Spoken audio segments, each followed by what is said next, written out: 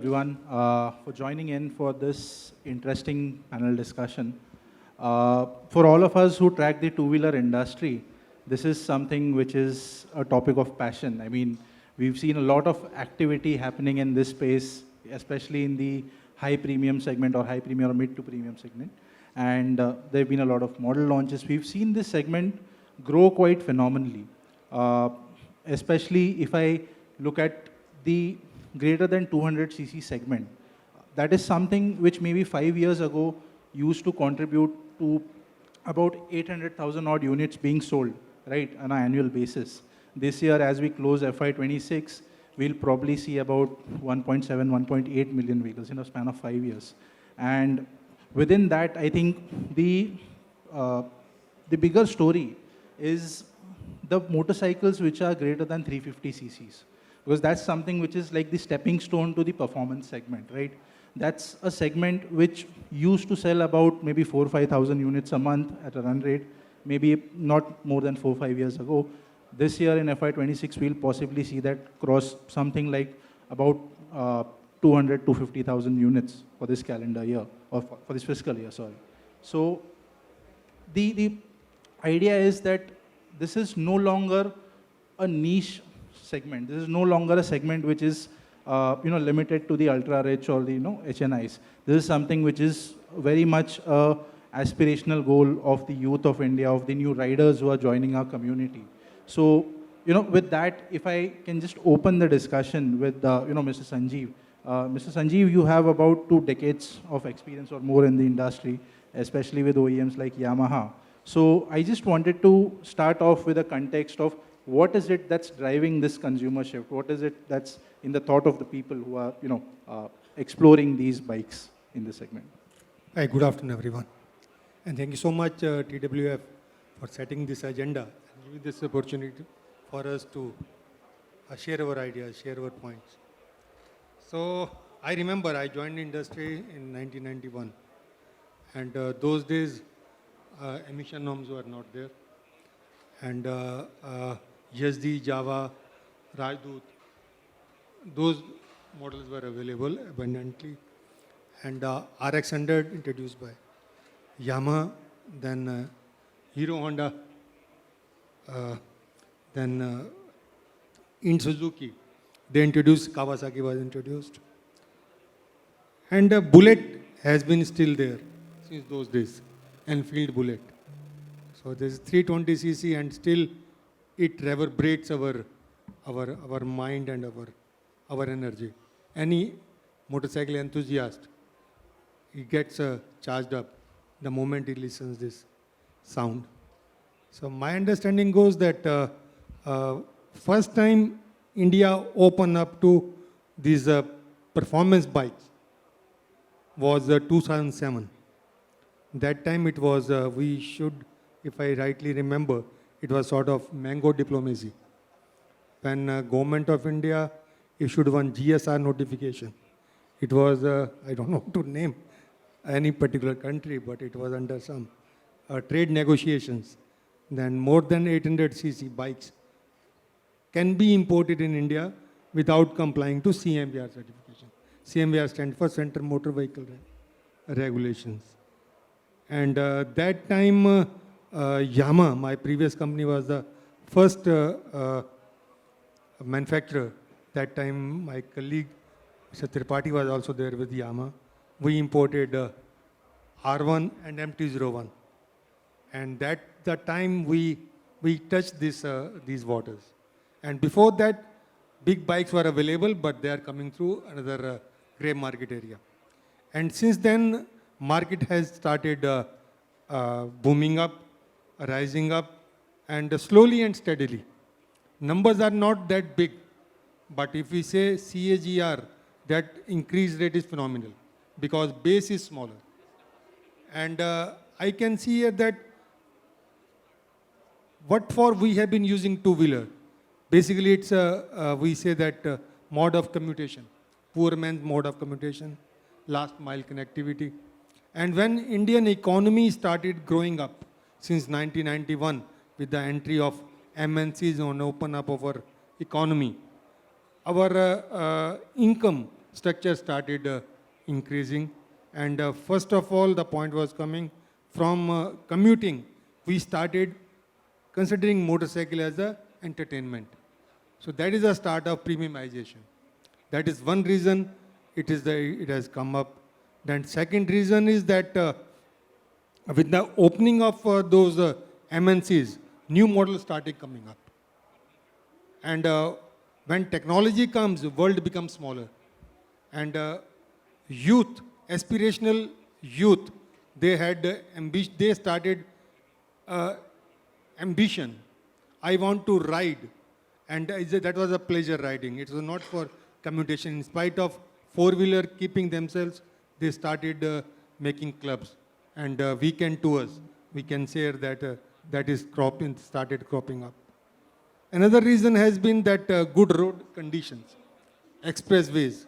So those government has started building up, and that is one of the reason why everybody wants to go for ride with the proper pleasure. We want to encourage.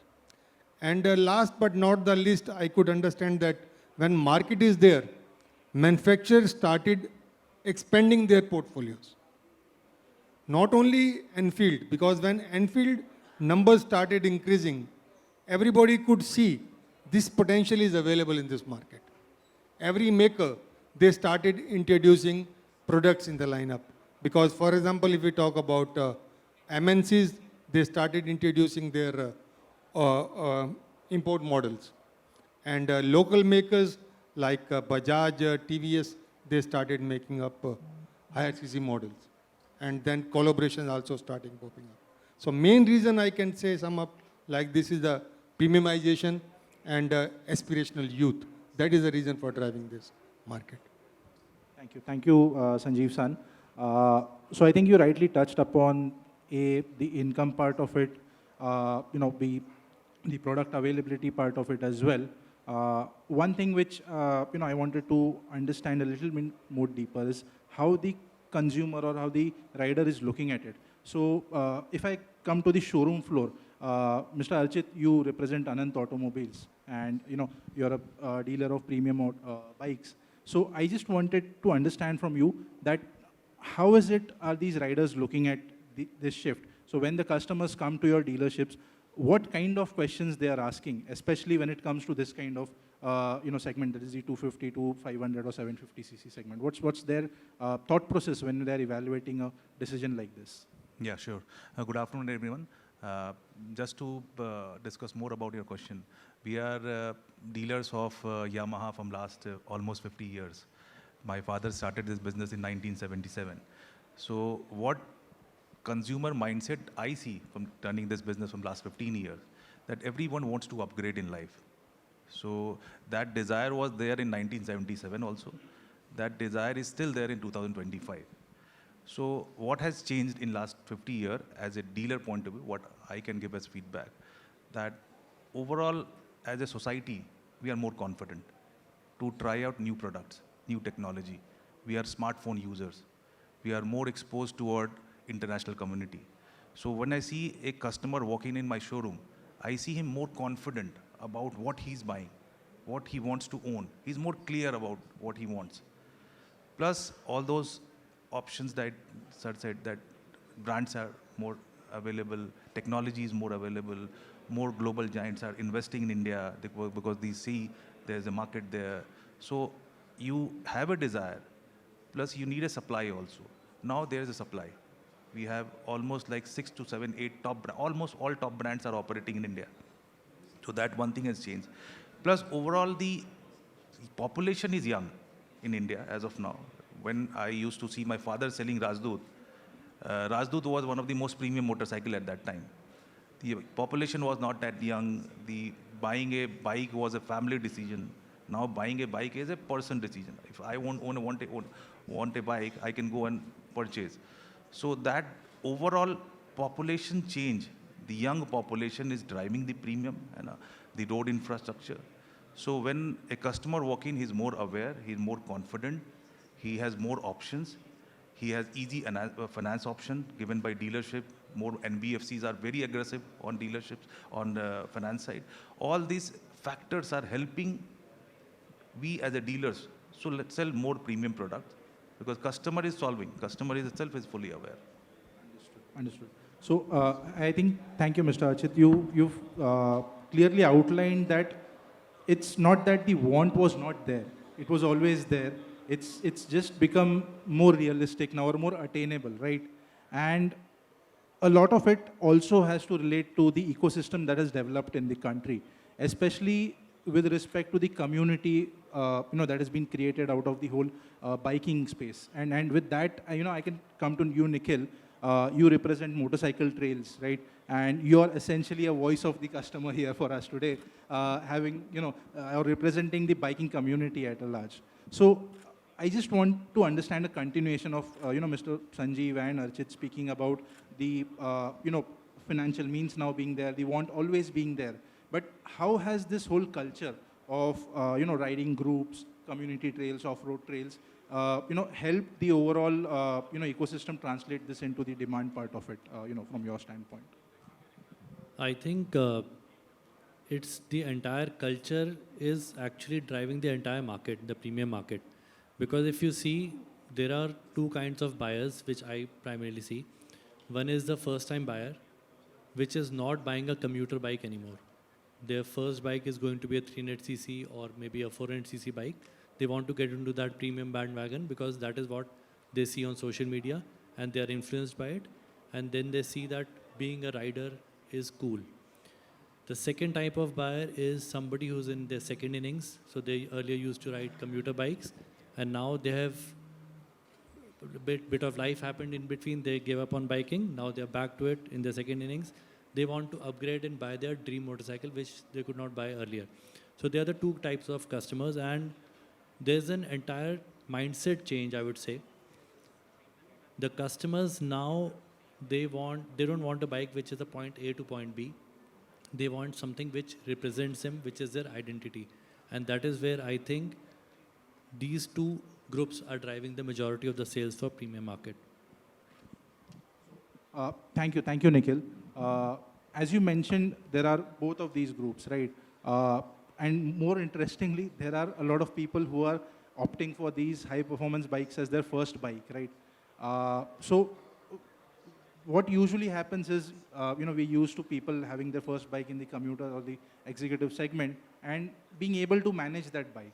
But with this kind of a bike, there comes a, inherent power that's attached to the machine. You have to respect the machine. You have to treat it in a, particular way. And training plays a big role in that. So, on that front, we have Ms. Suparna here with us, who's the founder of Star Academy. So, Suparna, how are you seeing that change? I mean, at your end, how is the mindset changing towards formal training, being needed for riding these kind of bikes? Is that getting more and more accepted, or is it still a culture that, I'll just learn it by the go from someone who's known to me? How are you seeing that? Good afternoon, everyone, and thank you for the question, Archit. So what I see, it's been 8 years that I've been into motorcycle training. Traditionally, motorcycles have been a part of the Indian household. Say, India runs on two wheels. That's the backbone of the Indian mobility. Of late, I see this change where people are opting to step out and learn from established institutions, or say reaching out to professionals for learning. But a major segment is still not too aware that these are machines and they have a lot of power which needs to be tamed when you are out on the road.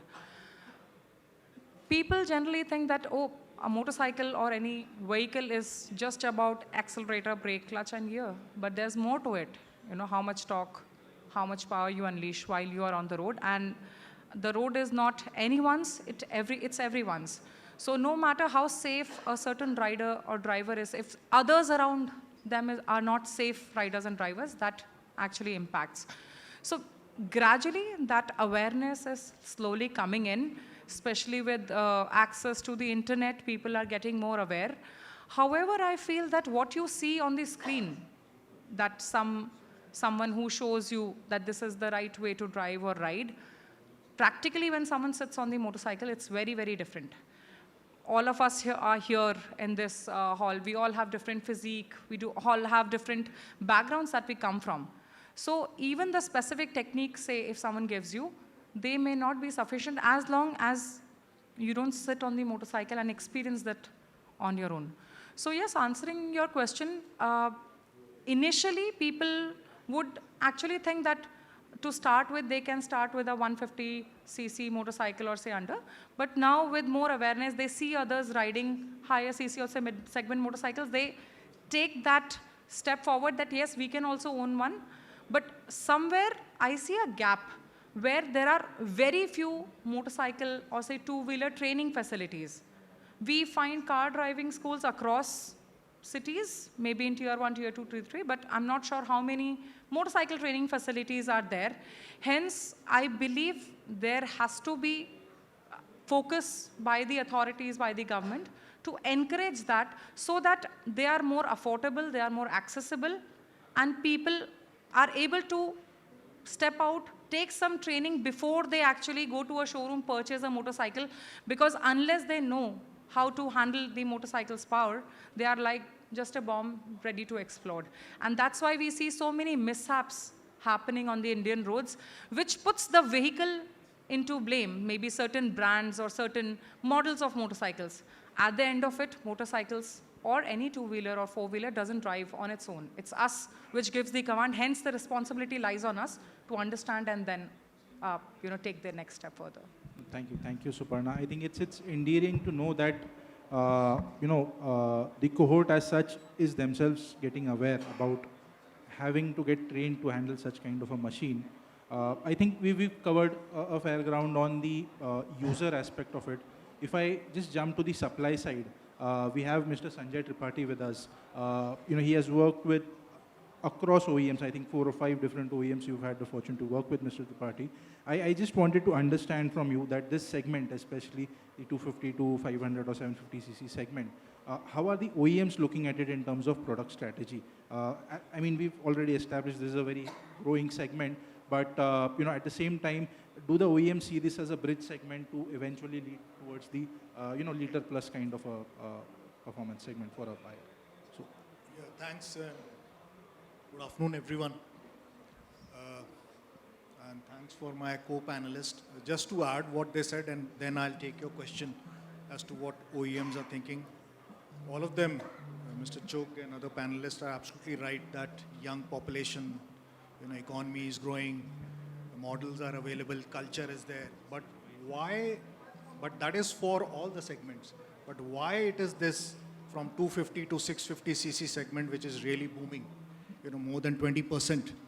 And companies like whether it is Royal Enfield, Triumph, TVS, BMW, KTM, others are there. The reason is there is a cultural shift. Today, a person who buys these bikes, it is not a motorcycle for him.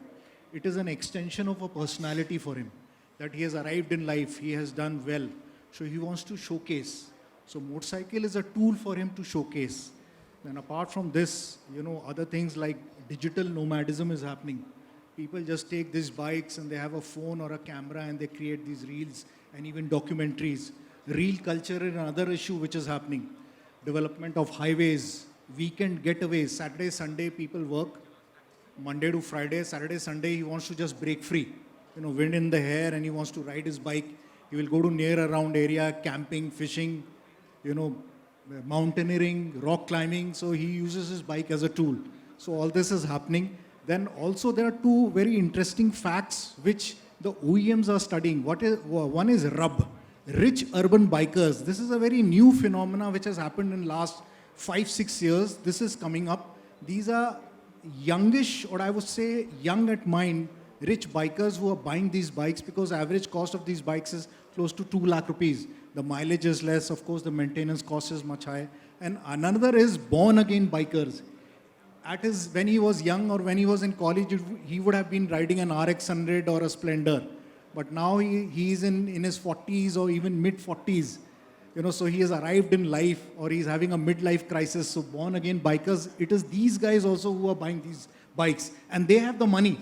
So they are not just buying these bikes They are buying the accessories, they are buying the apparel, and they are kind of a brand ambassadors.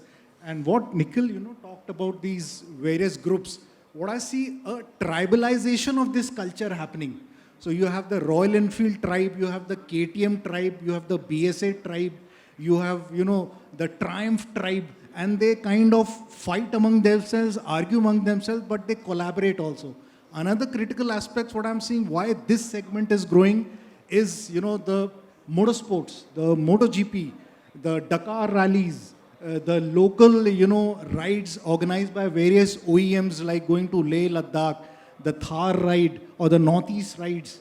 All this is being kind of adding fuel to the fire in this segment. This is very critical things why this segment is growing. Why not the upper segment or like the lower segment? These are very critical aspects what I've seen. And your main question, what the OEMs are doing. OEMs are having a whale of a time. I'll tell you, OEMs are having a whale of a time because the best thing is the EBITDA margins on this category of motorcycles is very high. In the entry segment, in the 125, even in the 150 segment, the EBITDA is not that much, anywhere ranging from 7, 10, 12%. But in this category, the EBITDA margin starts from 20% and going up to 42%. So OEMs are having a whale of a time. They are doing a lot of market research, market study. What they are critically studying is the changing dynamics and the changing culture. It's just not the youth culture, but a lot of, I think, she has been a part, and even them, they have been a part. A lot of these, what I call the moto cultural events are happening, whether it is the India Bike Week, whether it is the Motoverse. This is again being encouraged by the auto OEMs as well as private parties. So this is happening, a lot of market study goes on out there. Of course, international OEMs which are coming to India, whether it is Ducati or whether it's Triumph, BMW, Norton recently through TVS, and of course Bajaj, and revival of Yazdi, BSA, brand coming into it. All this is adding fuel to the fire, and all this study is happening. What colors they want, what performance they want, what features they want. QFD, quality function development, is being done along with R&D and the product strategy. So all this thing is taking place, and new models are, if you'll see that, unfortunately, the lifespan of a mid-segment bike in the range of 350 to let's say 650 is very less. That person who buys this bike is not using it for pure commuting. It is like show-off, extension of a personality. I have arrived in life. So he wants new features, new performance features, new colors, new graphics, new look very quickly. So the lifespan is very short. So what OEMs are doing is that they are adding new models or MMC, minor model change, very quickly in this categories. So this is what is happening initially. But a lot of work is being done by various OEMs, and it's great going for this segment. Thank you, Mr. Tripathi. So I think no one could have put it in a better way that as you told at the first part of your answer, that increasingly it's becoming a cool thing to have a bike of this segment. At the same time, for the OEMs, it's becoming a cool thing to have a bike on offer in this segment, and hence there's a a rush from the OEM side as well to cash in on this segment, especially given the EBITDA margins which Mr. Tripathi just mentioned. So, I mean, with that in context, if Sanjeev San, I can come back to you to get an OEM angle.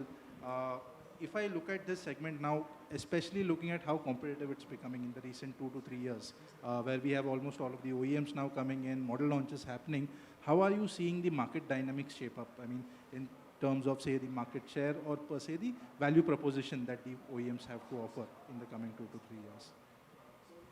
So rightly you mentioned that lot much consolidation is happening, my understanding is. Because Indian manufacturers, we have our own strong points, which is one of them is supply chain. Second is manufacturing efficiency. And third is a short innovation cycle. Like Sanjay San mentioned that previously product life used to be 6 to 8 years for two-wheeler. And now, especially for this category of vehicle, every second or third year, customer expect new new model with minor tweaks or some more value addition coming to this. So here then this background, MNCs, they are attaching or they are piggy riding the local manufacturers. We could see here that TVS and BMW since long time they are working together. Now another maker of Norton is coming with them. Then Bajaj already taken over even KTM, and Bajaj Triumph is also available. And Harley itself now is with the Hero. So such consolidation or such, because advantage of a local maker is there, but advantage of MNC is also there. Because they have a rich legacy of this segment of vehicles. And they have the heritage. They know this product is not only one-time product, it's a lifestyle statement. And touring or family association or brand building is very much important. So local maker and they coming together, they are making that type of good ecosystem, where from manufacturing to life cycle management, it's going through. And most important thing is, in spite of we say that this is aspirational youth and easy finance available, but still this segment of vehicle, this segment of people, they still care for price. So their accessible cost is very important. So then more and more maker are, first they test the waters through bringing some imported models. Because now regulations are such available that up to certain numbers of vehicle we can import and test the waters. And when subject to acceptance of those products, they go for the localization. So this type of structure, I hope it will continue. And most important thing is, which I have been observing, that India is becoming not only for domestic market, even export hub. In many products, not only automobile, even two-wheelers are also being now exported to developed countries. So this way, I foresee that this ecosystem will develop and support to enhancement of mid-performance segment. Thank you, sir. I think you rightly mentioned that it's going to be a combination of the brand heritage and the lifestyle statement that's brought onto the board. I mean, if I just step back again to the consumer side of it, and Nikhil, come to you. We've heard from the OEM's standpoint that it's going to be very competitive in terms of the specs, features, and additions, MMCs that are come up. And at the same time, the brand heritage and the lifestyle statement also plays a factor. But when I look at it from a biker standpoint, from a person who's purchasing, this bike, what is the thing that excites, your community the most? Is it, the specifications, the performance? Is it the aesthetics? Or is it the brand or the heritage or the club that comes along with it? Oh, thanks, Mohit. That's an excellent question. So specs do matter when you're talking in comments, when you have the bragging rights, and we are just discussing. What matters in the end is the owner gets to ride the bike. Then the specs don't matter. It's a brand, it's a lifestyle, it's the aesthetics, and you're going to live with it. And that is where I think even the brands are focusing now. If you see that earlier, there was hardly any brand engagement from any of the OEMs, but now all the brands, they are also focusing on rides, building their community. They want to get into riding gear. Everyone is getting onto it. So it's not just the motorcycle that you're selling in the premium segment. When you're selling the motorcycle, you are selling that entire experience. So you have to sell the community, you have to sell the gear, you have to give engagement points to the customer. And that is what I think matters in the end. Understood. I think that's quite fabulously put. So that's more like a complete membership, if I may say, right? That needs to be sold, not just maybe the bike per se. And talking about that elite membership, we've spent a lot of time speaking that it's become more accessible now.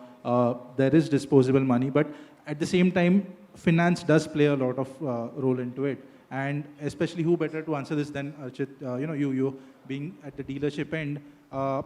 how is it that the buyers are looking at financing these vehicles? I mean, are there any new financial instruments that you've seen come up which are specifically catered to this kind of a product? Because this does not definitely fit into your traditional two-wheeler financing spectrum, right? So how does that work in the whole transaction of or the journey of purchasing a bike? Yeah, very important question, because owning a product in these world need good financing. And what we have seen in last 10 years, that though more banks are not very aggressive on two-wheeler finance, per se like ICCI on bigger banks, but lots of NBFCs and even the OEMs-driven trade finance companies are very aggressive on two-wheeler finance, and they are helping customer decide early, having a good finance options. In premium segment, we foresee that what we see on the dealership level, that most of the consumers are going for self-finance, either paying by cash or through UPI. They're not going for bank finance because it's a product they have already they want to own, and they are not. It's not a need-based product. It's a product for their desire. So once we desire for something, at least we have a capacity to own that. So most of the consumer, we see that the financing options in the premium segment is around 60-40. 60% they go for self-finance, 40% they go for bank finance. So financing is not a major issue. NBFCs are there at a dealership level. We have almost like at our dealership in Varanasi, we have more than 15 to 20 NBFCs who are supporting us with finance options. And only concern area in finance is the lack of awareness about CIBIL. What we have seen that most, if a consumer wants to go for a financing option, their awareness about the CIBIL, what their credit profile is very poor. So financial awareness is impacting the finance much more than the finance available. Because I have seen rejections more, because after post-corona, I have seen a lot of consumer goods are being purchased on finance, fridge, TV, white goods, where the payment cycles, because of lack of awareness, is very poor among consumers. That is impacting their CIBIL. And once they are at the two-wheeler dealership, they are not aware what their CIBIL is and how CIBIL can impact their financing options. So financial awareness is the issue rather than financing options available. Understood, Archit. So I think that covers a fair ground on the overall journey of a customer, the thought process, the wants that they have, what OEMs have on offer, and right up to the transaction. Before I move to the future part of it in the whole discussion, I just wanted to touch upon one thing here, that a lot of these bikes usually come with a lot of tech and a lot of safety features, right?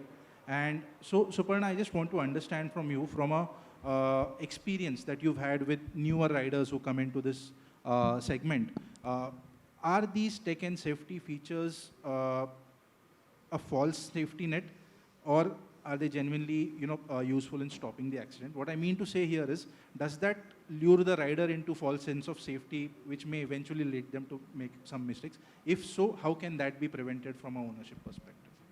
Yeah, thanks for the question. So as per my experience, not just as a trainer, but then I also own around 10 motorcycles, starting from 150cc to a 900cc motorcycle, super bike. So and also I have these mid-segment bikes as well. What I realize is that providing features or say tech in a motorcycle by an OEM is one part of it. And knowing that this feature exists by the owner of that motorcycle is another part. As I said earlier, people generally go to a showroom, they might have seen some videos, some influencer riding it, or some say actor or model endorsing it, and they say, yes, let me go for this particular bike. They may be made aware about those features, or they self-learn it, but at the time of applications, applying that on the road, it may or may not be important because the rider may not be aware that I can use it. And most of the times what I realize is that fall and crashes happen, of course, unannounced. You never know that on the next corner or the next road, there is a hazard and I need to be cautious, or there are weather-related challenges like rain or so. There are modes provided on the motorcycles, but how many of us actually switch to that mode before going into an off-road Or say there's a rain shower and suddenly we stop and change it. How many of us actually do that? So again, I would emphasize that providing that feature is important by the brands or the companies, but also ensuring that every rider who purchases that motorcycle goes through that training, or say the showroom managers, they explain all these features at the time of delivery, or say the riders are called once in a month or say in a specific duration to the showroom to ensure that is being done. Because unless those are used for real, these are utility products. If they're not utilized in time, it doesn't get. So hence, safety or say skill may be there, but the awareness about using that at a particular time is also important.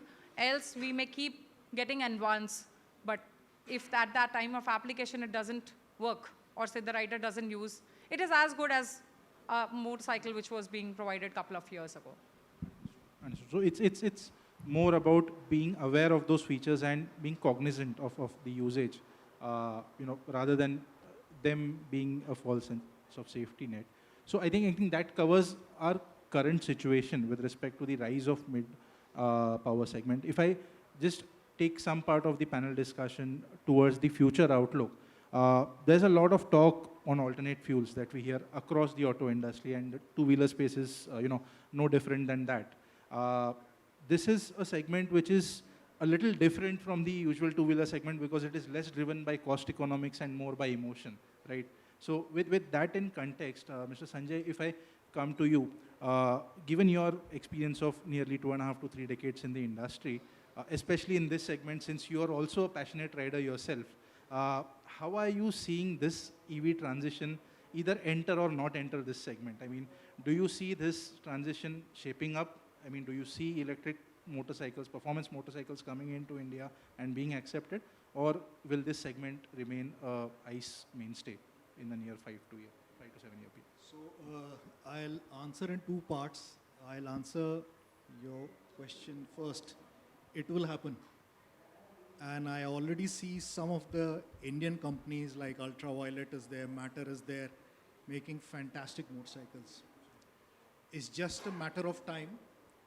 Like in the EVs, especially scooters segment, if you see, the traditional OEMs, whether it was Bajaj, TVS, Hero, they started a bit late, but today they control more than 60% of the market.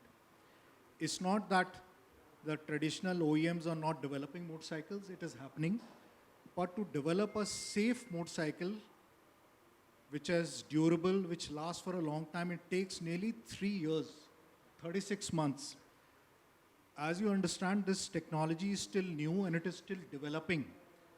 So they are also taking their time because they did not have a benchmark. See, for the scooters, the benchmark, China was there. So it was easier to develop the ecosystem and the supplier base. In case of motorcycles, it is there, but very few. Few motorcycle manufacturers like Zero in America were there. So it will happen, it will come, it's just a matter of time. But the critical thing is, what happens in this segment, it is the touch, it is the feel, it is the sound, and it is the smell. Sound is just not the exhaust sound, there are other kind of sounds also. Till you get that in the EVs in this segment, the shift will be slow. But I'm quite sure it will happen. The product strategy is going on, the product planning is going on, whether it is Hero, whether it is Bajaj, whether it is TVS, whether it is Honda. They have filed patents which are already out in the market. It is just a matter of time before these bikes are there. And where performance is concerned, I think 0 to 60, they will be faster than an IC engine. No doubt about it. Regarding, feeling of gears and acceleration and other feel, that can be provided. There is no doubt. Where safety is also concerned, it is easier to manage safety or an ABS or a cornering ABS on an EV vehicle than on an IC, because an IC is more complex. So it is happening. It may take 2 years, 3 years, 4 years. I don't know as of today. It depends how the OEMs launch their bikes. But my gut feeling is between next 2 to 4 years, a lot of shift you'll start seeing happening. And also the technology is evolving at a very fast rate. So it started with in one charge will take 8 hours, you go up to 50 kilometers. Today, the technology has already reached close to 150 to 200 kilometers, and the charging time has come down to 2 hours or below 2 hours. What I'm hearing from my colleagues who are working on EVs, the charging time, especially in the bigger segments, will be close to half an hour or 15 minutes, and the range will be 300 to 400 kilometers. So once that happens, the shift will be there. Understood. So these will be proper touring bikes also, which can be created. Yes, out of so, Himalayan EV is already under development and is already being tested in India and in Europe. So what I hear from my previous colleagues, they are targeting that it has to go from Manali to Leh without charging. That is close to 300 plus kilometers on a hilly terrain. on a hilly terrain. So all this work is going on, is just a matter of time. Understood. Thank you, sir. Thank you for the OEM perspective. Nikhil, if I can just bring in the consumer perspective into it, from a banking community perspective, usually, we are used to, shifting gears, dropping a couple of gears in the corners, and revving the bike. So if something like this is to happen, if electric motorbikes are to come in on the performance side, how is it that, the community will be excited? Will it be cool and aspirational to own a e-bike, or, it will be more of a gradual journey? How are you seeing that? I would say that I had mixed thoughts about this maybe 6 months ago, but I was fortunate to ride a couple of prototypes and a lot of EV bikes in the last 6 months. One of them was an EV dirt bike, and I was blown away by it. The sheer performance, how it can deliver that instant torque. You can change the torque curve, power curve on a phone, and you can just change the way the bike behaves as per the terrain, as per your mood. You want to go slow, you go slow. You want to go fast, you want to rip it. So the technology which is evolving with EV, I think it is crazy. It is just crazy. And any enthusiast who would say, like, I've been riding motorcycles for more than 25 years, and I also thought that I need that exhaust sound, I need that gear, I need that clutch. But once I was riding that EV, I was like a 10-year-old boy who was given a toy to play with. And I was playing with it for more than 4 hours, and I did not want to get off that bike. It is that good. So it's just that the riders, they need to accept that this is going to happen. We already know that Royal Enfield is betting big on it. Flying Flea is going to come up. Himalayan EV is going to come up. Stark is there internationally. Then Hero is coming up with Vida. Then other manufacturers are also getting into it. So it is just a matter of time. I'm very bullish on this, and I think in the next 4 to 5 years, we are going to have some amazing bikes for all enthusiasts. And I don't want to say this, but I think ICE is not going to be there for a long time. Wow, that's a quite bold revelation, and I think we are all looking forward to this a new wave of products, if I may say so. Especially, like as you said, with the curiosity of a 10-year-old, that how is it going to be? If I come to the dealership side, Arjit, are you seeing that same sentiment in the customers who are visiting you? Are they asking about electric performance bikes yet, or is it, still too early? No, at dealership level, I can share the experience that what Sir rightly said, that for my customers in Yamaha, smell and sound is most important. So if EV is the future, they're going to miss these two options, these two aspects. But yes, as of now, what I see, there's no basic demand as of now. We need to understand the basic psyche of EV customer. Why a customer who wants to own a 350cc bike will go for an EV? I'm just talking about the basic layman term. They don't need an EV as of now, and they are not looking for EV as of now. Once the product will come, what Nikhil rightly said, what he has tried a EV product, he's amazed. So once the consumer will see and taste those products, things may be different. But as of now, there's no per se demand for EV 350cc motorcycles. As of now, it's more limited to scooters, because the EV customers are cost conscious. They want to fulfill their needs, the transport need, the commute needs. So they're going more into scooters, and OEMs are targeting that need. Plus, in the last panel, I heard there's no technology as such in the motorcycle space, which may evolve or maybe in the development stage. Once that will happen, things will evolve, things may change. There's a future, there's a market.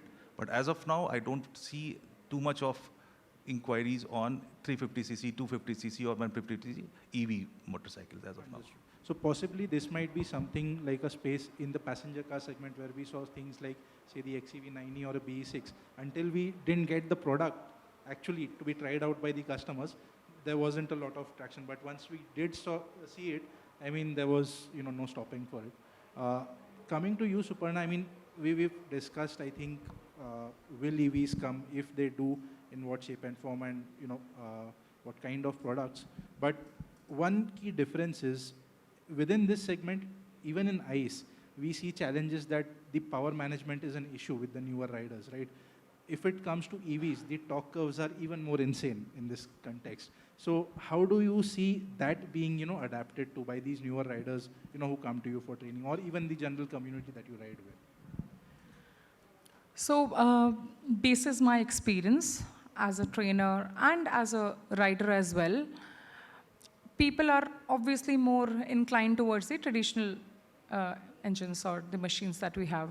Any change around us, be it around vehicles or otherwise, is not very welcome. We are very much comfortable in our space. However, that is where evolution comes into play. Whenever there is a change coming in, people slowly, gradually, if they are made aware, and if they are given access to better machines or say something comparative, of course, there will be some acceptance in the coming times. The rider purchases a motorcycle basis their purpose. What is their purpose? So even if someone is coming to train with me, first of all, my question to them is, what are you looking for? Are you looking for commuting daily? Are you looking for long distance touring or say a weekend spin or maybe going to the trails or off-road? If EVs are able to match that requirement, or say there are specific brands which come up with products which match the purpose that the rider is looking for, why not then?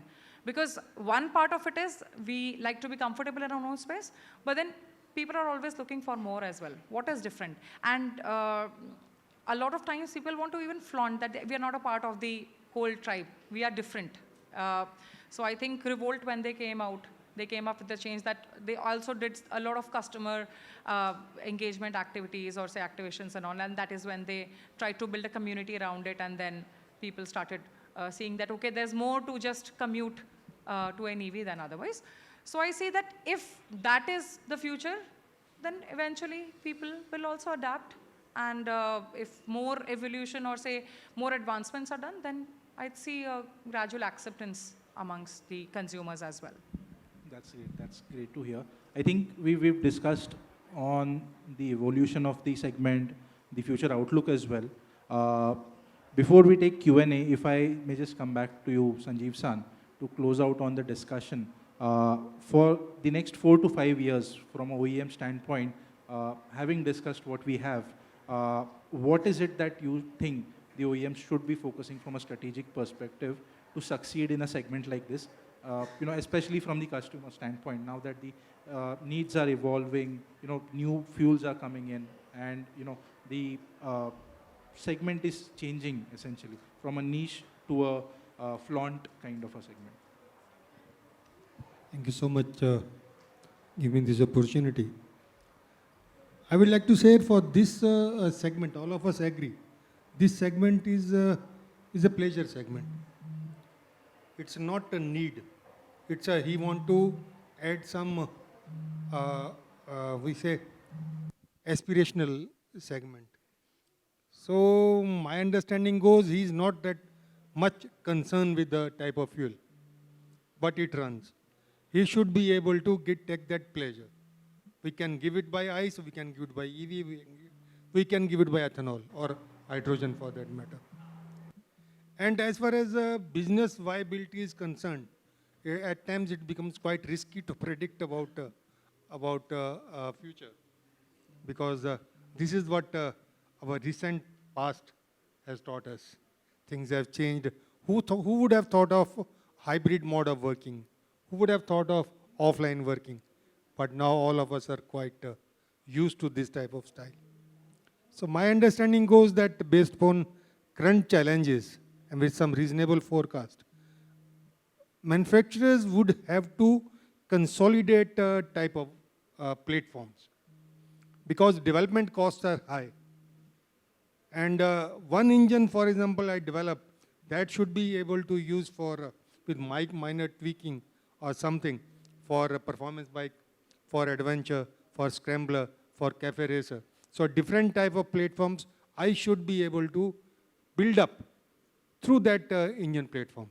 That will be first priority for the manufacturer, whether he collaborate with the local maker. Of course, for this Indian market, MNC would have to collaborate with local maker.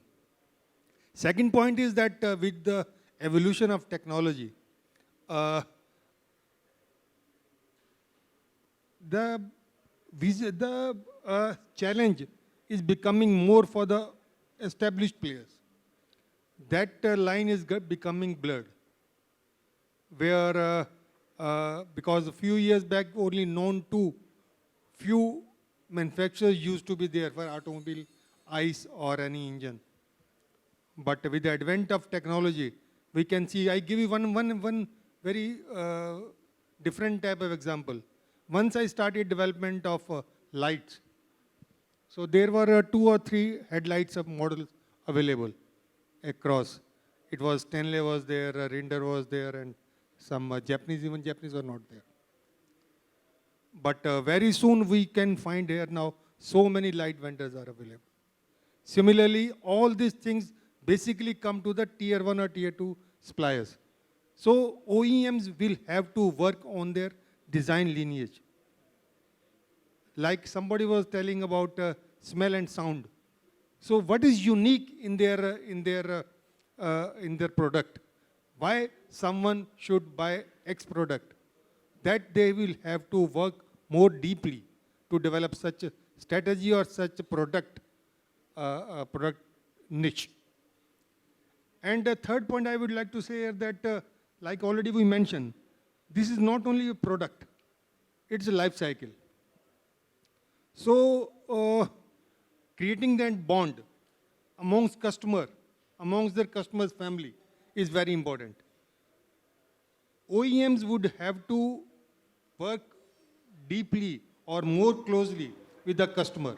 Already in that direction, things have started moving. Tours are being sponsored or tours are being planned by OEMs under their leadership. But they will have to handle it in a more careful manner, especially for such aspirational product, aspirational type of customer. And last but not the least, I would like to say here that, of course, 50% of this segment numbers are coming from India market. But viability only through domestic market would be quite difficult, because I have worked on some products which we had to shell down because of the viability based on Indian market. So makers would have to develop export markets also. So they are already working. Some OEMs we know that more than 30% is bare minimum, they export. So once coming to these aspirational products, which are more popular in developed countries, so each maker would have to establish their export markets. And export market doesn't mean only selling. Their regulations are very strict. Their compliances are very strict. So complete ecosystem would require a major upgrade. Or there, I say that customer is king. When all these things happen, we make efforts at one level only, but we get best of the things. This has been the journey, and I definitely feel the future would be like this. Thank you. Thank you, Sanjeev San. I'll just add to what Mr. Chuk has said, and I agree with him regarding platform strategy, etc. But I'll just add 2 points which OEMs need to do to get the things right in this. First is get your product strategy team right. Get the right people inside it. Otherwise, you'll be in trouble. Second is people in this segment don't buy a motorcycle, they buy an imagery. So the storytelling along the brand has to be right. If you don't do this, if you don't engage with customers, again, you will be in trouble. because I have seen the biggest manufacturers in the world having all the money, all the infrastructure, all the people, but because their storytelling, their brand is not right, or the product strategy is poor, they are not able to get the right product. Thank you. Thank you, Mr. Sanjay. I think this has been a very productive discussion. At the outset, we've been able to establish that this is a structural phenomena that we are seeing, where it's not just, born-again bikers, but first-time bikers also, which are coming into this segment. On the product front, we've, established that it's not just a bike that you're selling, but it's a membership and experience. And your product, as Mr. Sanjay said, the smell and sound, it has to have character, more than anything. And lastly, from an outlook perspective, we've established that it's not the fuel or the powertrain, but it's the thrill and adventure, the pumping adrenaline that's going to drive this segment. So with that, I would like to thank the panel. Thank you, all of you, for your very good views. I think if we have some time, we can take up a few questions from the audience.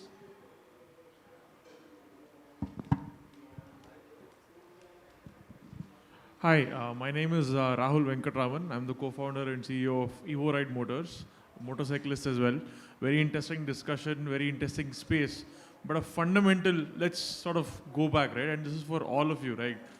OEM side, instructor side, influencer side, and dealer side. Simple example. A lot of people, I would say 90% people who ride motorcycles, right? Whether they're experienced or newbies, fundamentally don't understand why they need to use a clutch. Right? If you have seen most of these Rapido guys, especially bike guys, they hold their clutch and they're coasting. They have no idea of gear braking. Now, why I'm getting this point? This is an Indian phenomenon, right? People who don't know how to ride or know how to ride have either got it from their fathers who taught them not to use the front brake more, or vice versa. So how does one, as an OEM, as an instructor, as an influencer, and as a dealer, deal with this sort of an issue? Because I have faced this. I used to work in Triumph Motorcycles before I started my own setup. And a lot of times when I see such people doing this, it's tough to correct their fundamental understanding of why or how a motorcycle is, right? So how do you guys look at this?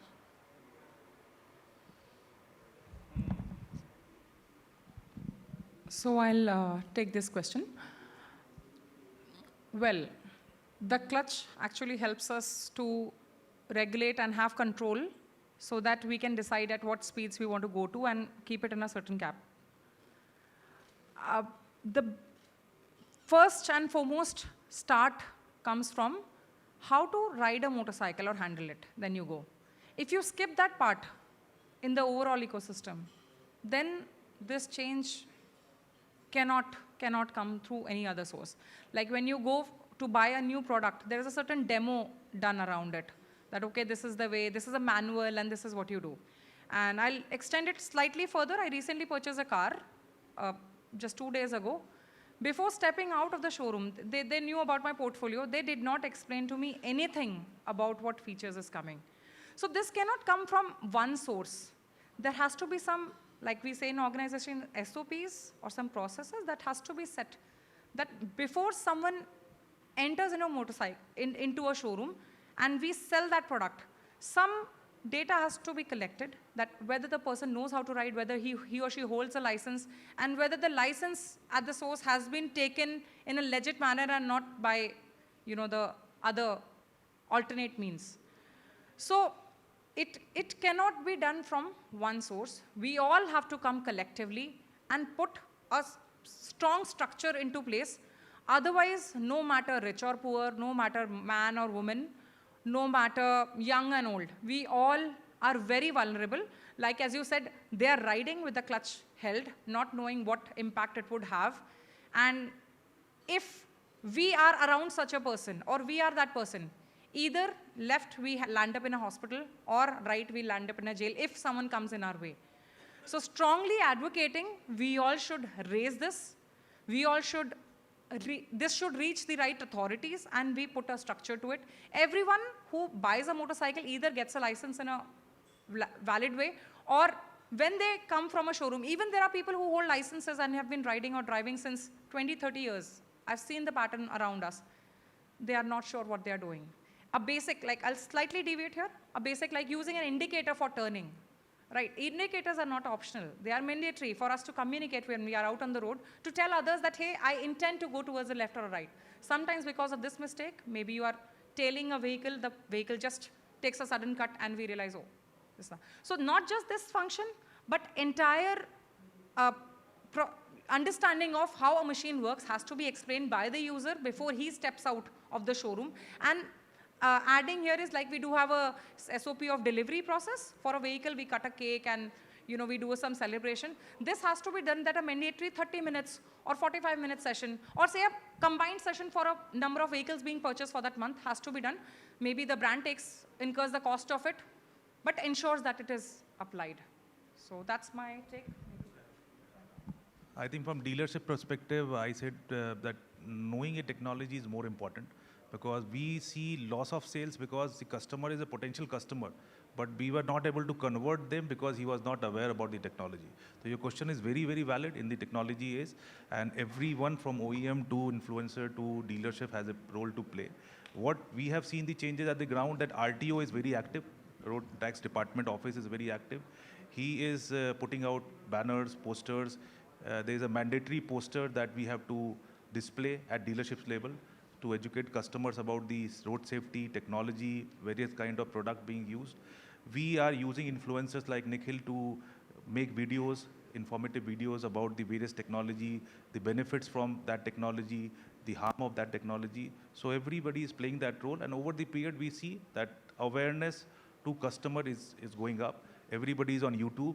There's lots many YouTube channels which is giving you informations, and more and more customers are getting aware about the technology, how to use that technology, and that shift will happen. So it's a very good question, but I think it's a very deep problem, which is the what you said is the result of that problem. The problem is how we purchase our license. We don't earn it. We don't do any kind of formal training, be it any you can say theory or any practicals, and then how we actually go on the roads without the fear of any fines which will incur if we break rules and stuff. So as Archit said, that everyone has a role to play. As an influencer, what we do is, what I do particularly is do videos which are informative and educative, and I'm trying to teach riders how to use the correct techniques. That is what we can do, and everyone has a role to play. Like Subarna can do offline sessions, I can do online videos, they can create engagement programs, OEMs can create engagement programs, and that is the only way we can help the system. But what we are not representing here is the government. Government needs to tighten the process of how the licenses are issued. I think that is the core of the problem, and once that is sorted, I think all of our jobs will be maybe lost, or maybe they will be easier, but that will be better for everyone. You're saying like the A2 license where you get A2 first. Exactly, and then you, exactly. But First you wouldn't learn how that- to ride a motorcycle, then you upgrade to a bigger motorcycle. But if you look at, I'm sorry, I'm increasing the question over here. If you look at the way people, how they get into a Royal Enfield or how they get into a KTM, especially a KTM, unfortunate but true that most of them can't control the power, especially even the 200, forget a 390. That's a different ball game altogether. So this misunderstanding, right? I would say misunderstanding of what the machine can do, not respecting it, as well as, like you rightly said, not being able to get to it. So is that a problem of the public, the way they're doing it, or vice versa, where the OEM is catering to this public that they know, okay, this guy doesn't know so-and-so, he can't access so-and-so, I can give so-and-so as my USP. Is that a balance that they should play? This is a government's problem. The government should be creating that license system that only when you have certain maturity, you can ride that and control that power. Once that is there and the license system is in place, you learn the correct techniques, why can't you control power? So you can definitely do it. So it's the problem with the government, and I'm sure they are not going to do anything about it. What we can do is what we are doing on our part. I'll add to it because I'm both a Royal Enfield rider and a KTM rider and a Triumph rider and Hero and others. It is a combined responsibility. We are talking about a country where parents take pride in saying, oh, my boy is 12-year-old and he knows how to drive, does yours? Or parents give access to 15-year-olds to their supercars, and if that car doesn't crash, that's by luck. And if it does, someone suffers, maybe that person or people around them. So it is not just the government, not just the OEMs or dealerships or us. Every individual who's sitting in the room, everyone is responsible for that, right? I've been a coach, and since the start, you would have realized I did not emphasize on women driving and riding because I feel that at home, women operate more machines than men would do. So motorcycles, EVs, cars, these are machines. There are certain controls. We have put a gender, we have put some caps on it, maybe some brand names on it. At the end of it, each one of us is responsible, and whatever are the takeaways from this session, I would request all of you to go out and talk to your friends. So I do a lot of safety sessions. I don't come out as a teacher who is teaching in a geography or a history class. I become just like one of them. I say, hey, I think indicators are good to use. Do you use that? Oh, I think you can make it better. Maybe as a beginner, it's better to be on the left side of the road, not block the road or driving on the right-hand side, which is the overtake lane. I think this education, this topic should come very organically, not with bikers, not just two-wheeler owners. Because when I'm driving a car, I look at two-wheelers and I say, oh, they are not us. What are they doing? What are they creating a mess? Especially a lot of EVs are used in the delivery segment. I see the delivery folks are not using any of the traffic rules, not following, not even wearing a helmet. There are certain smaller vehicles. I don't know the details of them, but they just are across. And that 10-minute delivery, which makes our life easy, and we say, hey, you know, India has it and we don't have it across. But how much of a pressure comes on that person who's doing that? Just for our convenience? So the onus lies on each one of us. The day you don't want to wear your safety gear, or say I'm a biker and it's too hot, it's 50 degrees, do not ride or take a vehicle. The day I want to party out with my friends, maybe do not take your bike or a car drive. So it is not just limited to this particular function that you explained, Rahul. It's across, not just one part, but understanding the responsibility. So driving and riding a vehicle, as per my experiences too, one is motor skills. If I say in Hindi, ye machine kaise chalti hai? How does this vehicle work? Like a TV or a gadget or a phone or something. The other part is the rider behavior or rider or driver etiquettes. How much distance I should keep from the other vehicle so that if that vehicle stops for some reason, I don't go and collide into it. So since the start, tech is one part of it. But understanding how I should be when I'm on the public road, as I said, roads are no one's, it's everyone's. In the dark, how I should be. Should I wear reflective outfits as a two-wheeler rider so that I'm more visible? Influencing as well, I would say that we are talking about it. But how many takers are there? Every day you open the news, there is one or the other mishap. And we call, oh, Thar drivers are like that. You know, Scorpio, black-colored ones are like, Creta is like that. But who is driving that machine? We very easily call out women drivers and riders. But if you look at the stats, how many women drivers and riders are there? It's mostly men, right? So let's come out of these biases. You know, North is like this. Bombay is like this, Pune is, let's say what are we doing to bring out that change? Maybe talk to the people in your family. Maybe in the schools that your children's or say families member go to. There should be awareness programs because it cannot happen overnight. We may be talking about it, maybe no one's listening to this. If I put a motorcycle and make dance videos around it, there'll be millions of views. But when we are talking about these serious things, I don't have more than 20,000 followers on my page because I talk about serious safety. This is boring. So let's make it interesting. Let's talk to the college students. Let's do some more demos because they are our future co-drivers and riders. So very strongly advocating, one part is the motor skills, the other part is the understanding of the safety. We have to value our lives. We are irreplaceable in our respective families. So when we realize, yes, if I mishandle this machine, the impact would be on us and we strictly follow it, then gradually I think we'll keep seeing the change in the coming times. And we have to be the change that we want to see. Sanjeev sir, you just want to give a 30-second take? If I could understand your question, first part was related to clutch, half clutch. So, Not half clutch. So if you look at most riders, right, they tend to coast, which is wrong. Ideally speaking, you're supposed to rev match, gear brake, and use your vehicle to go down rather than depend only on the brake. Which is where again the issue happens that they brake hard and the engine is not in control. Which is why again you have a lot of crashes, a lot of mishaps.